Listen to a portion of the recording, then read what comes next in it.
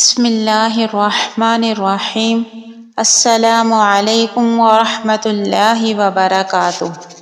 حضرت ابو ہریرہ رضی اللہ تعالیٰ عنہ سے روایت ہے کہ رسول اللہ صلی اللہ علیہ وآلہ وسلم نے فرمایا، کیا تم جانتے ہو غیبت کیا ہے؟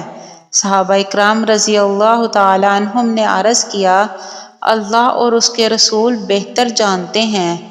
آپ صلی اللہ علیہ وسلم نے فرمایا، تیرا اپنے بھائی کو ان الفاظ سے یاد کرنا جسے وہ ناپسند کرتا ہو۔ عرض کیا گیا، آپ مجھے بتائیں کہ جو بات میں کر رہا ہوں وہ میرے بھائی میں موجود ہو تو پھر؟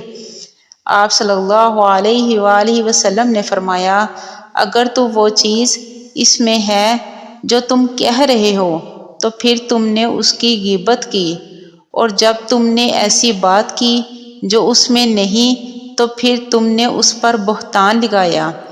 حضرت ابو ہریرہ رضی اللہ تعالیٰ عنہ بیان کرتے ہیں، رسول اللہ صلی اللہ علیہ وآلہ وسلم نے فرمایا، میری ساری امت کے گناہ قابل معافی ہیں مگر وہ لوگ جو علانیہ گناہ کرتے ہیں، اور علانیہ گناہ کرنا یہ ہے کہ آدمی رات کے وقت کوئی گناہ کا عمل کرے، پھر صبح ہونے پر کہتا پھرے، اے فلاں میں نے رات کو اس طرح کیا تھا، حالانکہ اللہ نے اس کی پردہ پوشی کی ہوئی تھی، اور اس نے رات اسی طرح بسر کی کہ اس کے رب نے اسے چھپا رکھا تھا، اور جب صبح کرتا ہے تو اپنے اوپر سے اللہ کے پردے کو اٹھا دیتا ہے۔